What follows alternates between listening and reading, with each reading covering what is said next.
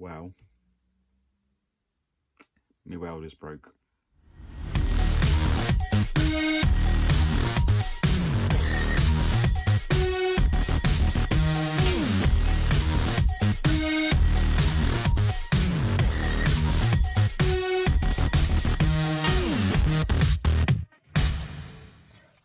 Oh, excuse the video, it's a bit dark.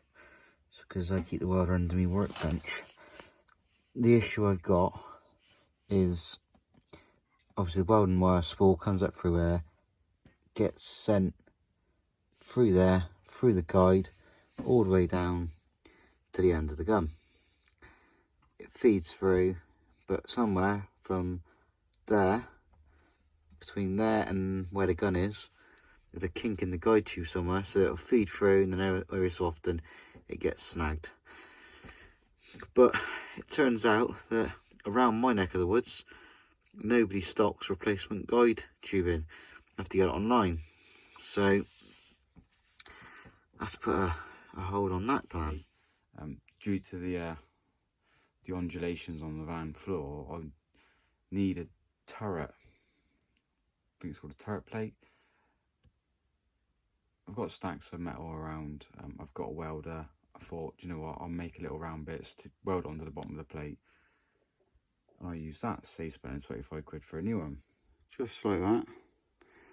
And I got to just join that, tack that bit there with a bit of weld. I think what I could do, because most of the turret plates you see are only tacked on by 4 welds. So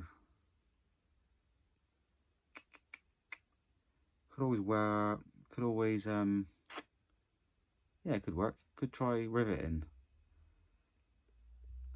something together. I'll play around, see what happens. It's not just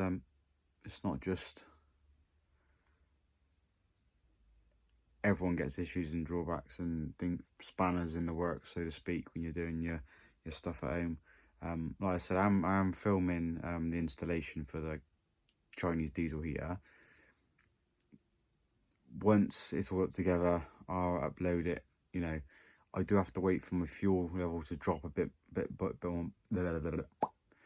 I do have to wait for my fuel level to drop a bit more in the tank before I drop the tank. I'm going to go straight into the tank with the fuel line. I don't want to mess around and use a little cheap 10-litre tank that comes with it, because I can't be dealing with the smell of diesel and that inside the van.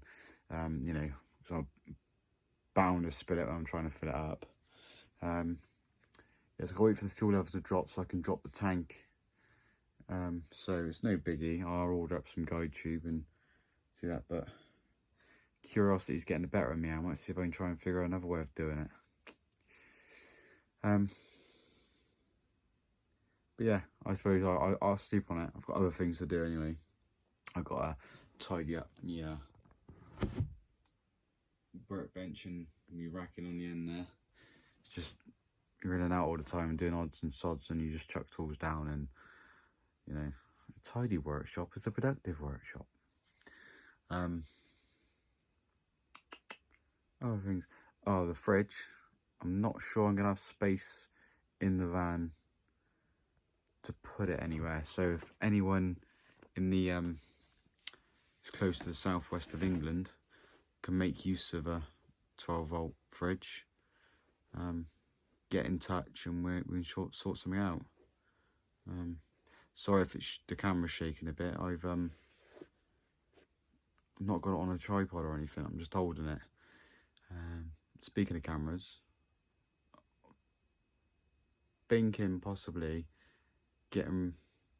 selling me an AFI drone, which I don't really get to use that much because the weather's crap. Selling that and funding maybe a DJI Osmo action, because it shoots 4K and it's got front and back screen. I do have a GoPro.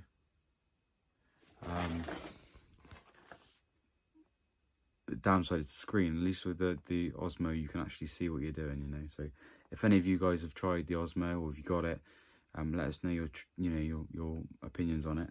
Be greatly appreciated. Yeah, obviously, I'm not just going to go out and buy one straight away. I've got to wait for my nappy to sell first and free up some funds. Tomorrow I'll be doing the tip run. So the recycling centres down our way. Now you've got to go online and book an appointment to go to visit the recycling centre basically. And when you're there, you get allotted 15 minutes. So I do have a lot of stuff to do. So tomorrow the van's going to be used to take my rubbish. It's only cardboard and some old wooden chairs and bits and pieces, just to take the free up some more space in the garage, because it kind of just gets used as a dumping ground, and I'm trying to slowly get on top of it. But I need to also think about organising my tools a bit better. Obviously, the toolbox at work is obviously a big, massive toolbox. I won't say the brand because I won't get nothing for publicity on it. Home tools, they're just, with the whole idea with the channel is just to make everyone realise that you can do bits and pieces at home with unbranded tools or cheapy tools. So my tools at home, you might have the odd branded tool in there that you would find in garages, but a lot of the tools you'll see me use on the channel, I'm going to try and use tools that you could probably pick up from an auto parts store or a motor factors. Just because not everyone's got 100 quid wrench ratchets or 100 and something quid worth of spanner sets or socket sets, and try and keep it a bit more down to earth. But yeah, I mean, if you can see, I've got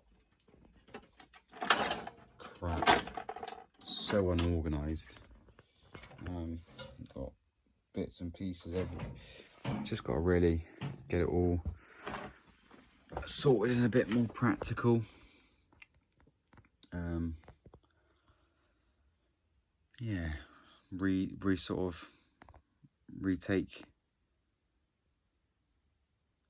make it a bit more practical. So future little projects that aren't related to cars, fixing the T5 or other vehicles, but still kind of related to fixing things, is I've got this sack trucks which was donated to me by my mother-in-law. It either stands upwards like that, or it can be led down and used as a trolley. That's the front wheels, that's the rear wheels. I have repainted it because it was a horrible orange colour. I'm going to use that as kind of like a charging station, a jump station, and general sort of work trolley, which I can just wheel out to the front. If I've got to do stuff on the drive. And so that's so we'll go to the tip, so excuse the state of it. The BMX down there, got to sort that out. It's got an issue with the back. The rear sprocket, it's just freewheeling. It's literally pedal and it just spins, the wheel don't move, so that's another project. Got to sort out all me bits and pieces. I mean, I've got like filters down there. That's just spares for my wife's car. All of these, believe it or not, are just odds and sods from previous DIY jobs for friends and at home. You could probably condense them down into relevant, bits and pieces. So I need to sort that out. My camping trailer, which is absolutely rammed with stuff at the moment, that needs sorting out. I need to find a space for the tyres. I need to stick the under tray back on the van. I want to give that trolley jack there an overhaul. I've got another one that's buried over there, which I use, but to have two working would be pretty good. And obviously get that bad boy sorted. I've got a little mini compressor there. I haven't serviced that for a while or drained any moisture out of it. So that's, again, another project which you know, I need to sort out. Some 10mm gas pipe there. When I installed the gas hob in that, I bought a massive reel of it. I can't remember the exact price, but it was no more than 20 quid. Got shed loads left over, and I've run that gas pipe from the back gas locker all the way through to the front hob. Got shed loads left. I bought that on from Screwfix. Miles cheaper than if you type into eBay or Amazon campervan gas pipe. So yeah, check out Screwfix. And obviously I've still got a selection of bits and pieces here. Got the track rod ends and the steering arms or inner rack ends. But when I do them, also get tracking done, and I obviously can't do tracking at home. Lower ball joints, which can be done. I've also got a drop link, which I can do at home, and I've got some rear debushes, which still need to be fitted to the van. Again, that can all be done. Yeah. So yeah, bear with. The diesel heater installation video will be coming. There's going to be another little video as well of me just doing my friend's BMW X5 today. I replaced the coolant tank for him because his one had cracked due to heat and age, basically. So yeah, I don't want you lot to think that I'm not putting the videos out there or not got anything sort of related, but it's busy at the moment. Oh, another little